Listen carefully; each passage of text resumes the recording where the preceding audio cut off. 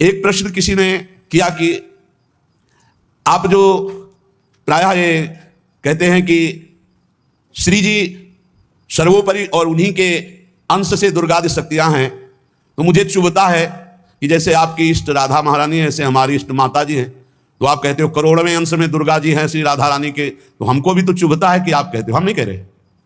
तस्मा शास्त्रम प्रमाणमते कार्याकार्यो व्यवस्थित हो। पहली बात तो हमारी श्री जी क्या है, जब हम श्री जी से चित्त जोड़ेंगे तब पता चलेगा। और दूसरी बात है कि जो शास्त्रों में लिखा है उसे, पद्म पुराण पातालखंड अध्याय 81 भगवान शिव कह रहे हैं, बहुत ध्यान से सुनिए। अंतरंगैस्तथा नित्य विभूतैस्तैश्चिदादिभिः गोपनादुच्यते गोपी राधिका कृष्ण वल्लभा देवी कृष्णमयी प्रोक्ता राधिका परदेवता सर्वलक्ष्मी स्वरूपा सा कृष्णाह्लाद स्वरूपिणी तथा सा प्रोच्यते विप्र लादिनीति मनीषिभिः। ध्यान से, तत्कला कोटि कोट्यंसा दुर्गाद्यास्त्रिगुणात्मिकाः सा तु साक्षात् महालक्ष्मी कृष्णो नारायणः प्रभो नैतयोर्विद्यते भेदः स्वल्पोऽपि मुनिषत्तम इयं दुर्गा हरिरुद्रः कृष्णा शक्र इयं शची सावित्री इयं हरिर्ब्रह्मा धूमोर्णासौ यमो हरिः बहुना किं मुनिश्रेष्ठ बिना ताभ्यां न किंचन चिद लक्षणं सर्वं राधा कृष्णमयं जगत् इत्थं सर्वं तयोरेव विभूतिं विद्धि नारद न शक्यते मया वक्तुं वर्षकोटि शतैरपि। भगवान शंकर कैलाश में विराजमान है, देवर्षि नारद जी शनकादि बड़े बड़े महापुरुषों की सभा लगी हुई, उस सभा में कह रहे हैं, नारद जी को संबोधन करके भगवान शिव कह रहे हैं, नारद जी ये जो श्री कृष्ण प्रिया राधा है, ये महाचैतन्य शक्ति स्वरूपा जितनी भी देवियां हैं, ये सब इनके अंश से प्रकट हुई है। ये अंतरंग विभूति हैं, इसीलिए इनको कोई जानता नहीं, अत्यंत गोपन तत्व है, इसीलिए इनका एक नाम गोपी है। श्री कृष्ण सदैव इनकी आराधना करते, इसलिए नाम इनका राधा है, और ये सदैव श्री कृष्ण की आराधना में रहती, इसलिए इनका एक नाम राधिका है। ये और श्री कृष्ण दो नहीं है, श्री कृष्ण मैं राधा है, राधा में श्री कृष्ण है। ये राधा परा देवता है, जितनी भी लक्ष्मी आदि शक्तियां सब इन्हीं के अंश से हैं। आपको भगवान का आह्लाद कहा गया है, आह्लाद, और जब मूर्तिमान ये हुई तो राधा कह गई, किशोरी जी कह गई। और तत्कला कोटि कोट्यंसा, भगवान शिव बोल रहे हैं, तत्कला कोटि कोट्यंसा दुर्गाद्यस त्रिगुणात्मिका, दुर्गा आदि जितनी त्रिगुणात्मिका दैवी शक्तियां हैं, ये इनके कला से करोड़वें अंश में प्रकट है। यही प्रकट है, पर करोड़वें अंश में प्रकट है। हम नहीं कह रहे, ये भगवान शिव कह रहे हैं। जो राधा कृपा कटाक्ष पढ़ते हैं वो पढ़ के देखें, आखिरी में भगवान शिव कह रहे हैं, क्रियेश्वरी मखेश्वरी स्वधेश्वरी त्रिवेद भारतीश्वरी प्रमाण शासनेश्वरी। हमारे यहाँ सुधा निधि में महाप्रभु हरिवंश चंद्र जी कह रहे हैं, प्रेमणा सन्मधुरोज्वल हृदय संगार लीला कला वैचित्री परमावधि भगवता पूज्य विकापी सता ईशानी च सची महासुख तनु शक्ति स्वतंत्रा परा श्री वृंदावन नाथ पट्ट महिषी राधयु सेव्यामम। बोले तत्कला कोटि कोट्यंसा, कला उन्हीं की कला, राधा की ही कला, श्री किशोरी जी के ही अंश से करोड़ों अंश में सब शक्तियों का प्रादुर्भाव हुआ। श्री राधा अपने अंश से महालक्ष्मी रूप धारण करती हैं, तो भगवान श्री कृष्ण नारायण रूप धारण करते हैं। मुनिश्रेष्ठ थोड़ा भी भेद नहीं है, ये श्री राधा दुर्गा रूप धारण करती है, तो श्री कृष्ण शिव रूप धारण करते हैं, रुद्र। जब श्री कृष्ण के अंश से इंद्र, तो श्री राधा किशोरी के अंश से सची इंद्राणी।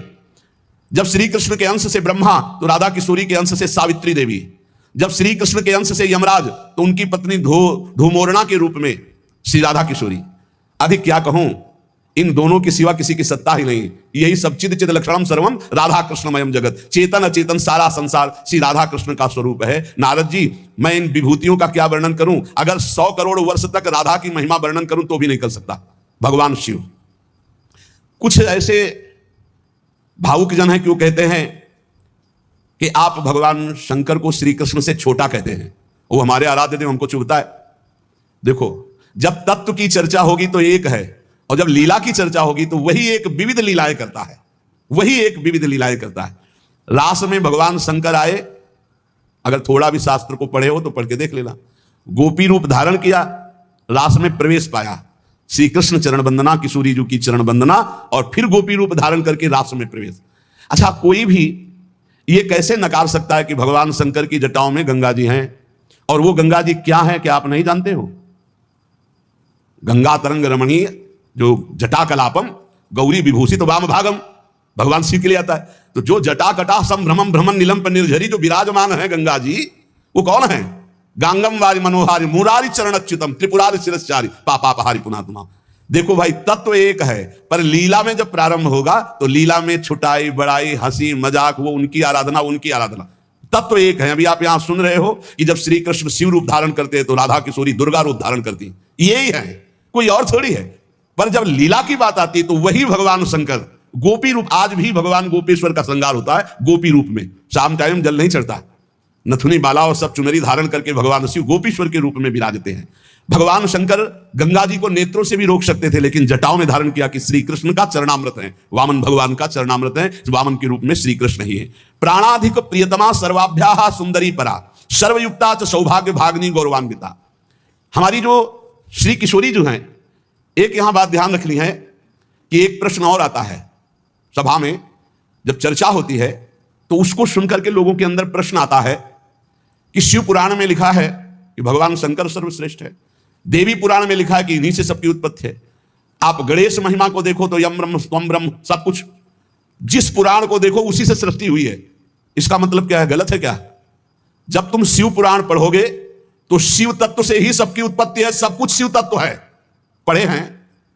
जैसे आप कहा भगवान शंकर ने चिद चिद लक्षणम सर्वम राधा कृष्णमयम जगत, ऐसे कहा गया है हे भगवती हे भगवान, आपसे ही सृष्टि प्रकट है शिव पुराण में, क्योंकि जितनी माताएं वो सब भगवती हैं और जितने पुरुष हैं वो सब हे भगवान शिव, आपका ही स्वरूप है, चराचर जगत शिव और पार्वतीमय है।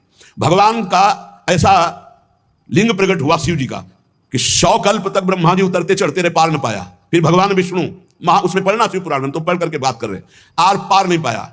भगवान शिव से ही नारायण का प्रादुर्भाव होता है, भगवान का प्रादुर्भाव होता है, भगवान शिव से ही ब्रह्मा का प्रादुर्भाव होता है। जब देवी भागवत पढ़ो तो सब कुछ देवी जी से प्रकट हुआ, तो क्या झूठा है क्या?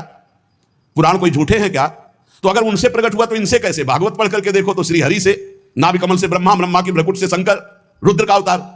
उधर पढ़ करके देखो तो भगवान शिव से ब्रह्मा और श्री हरि प्रकट होते हैं। देवी भागवत पढ़ करके देखो तो देवी शक्ति। ये है क्या? तत्व। तत्व एक है, वही परमात्मा है। वही जब शिव पुराण पढ़ोगे तो सब कुछ शिव की, जब भागवत पुराण पढ़ोगे तो सब कुछ श्री हरि का, और जब देवी भागवत पढ़ोगे तो सब कुछ वही। देवी प्रपन्नार्थ हरे प्रसीद प्रसीद मातर जगतो खिलस्य प्रसीद विश्वेश्वरी पाहि विश्वम तुम ईश्वरी देवी चराचरस्य। हे देवी तुम ही चराचर में व्याप्त हो, तुम ईश्वरी हो, तुम सर्वशक्तिमान हो, तुमसे बढ़कर कोई नहीं। क्या समझते हो? जो जहां है वही परम तत्व है और वो वही सब कुछ है। इधर से हम देखेंगे तो कृष्णाकार, उधर से देखोगे तो शिवाकार, उधर से देखोगे तो दुर्गा में, उधर से देखोगे काली में, जो बोलो वही परम तत्व है। पर जब हम लीला का गायन करते हैं तो लीला में विभाग हो जाता है। वही एक परमात्मा, वेद कहता है एकोहम बहुश्यामा, मैं एक बहुत रूपों में हो जाऊं। अब वही परमात्मा शासक बन गया, वही शासित हो गया, वही धर्मात्मा बन गया। उसी के छाती से धर्म प्रकट हुआ, उसी के पीठ से अधर्म प्रकट हुआ। अधर्म करने वाला दंडनी हो गया, धर्म करने वाला बंदनी हो गया। लेकिन दंडनी और बंदनी में दोनों में एक तत्व विराजमान, तत्व में अंतर नहीं। ये जो समझते नहीं ना, लीला को समझते नहीं है और तत्व को समझते नहीं, तो ये झगड़ा करने लगते हैं कि शिव को छोटा कैसे कह दिया। पूछो शिव जी से जाके, अरे उनको देखो तो रात दिन भगवत श्री हरि चर्चा करते रहते, और हरि को देखो, उनसे पूछो जाके कि तुम्हारे आराध्य देव कौन है, बोले शंकर।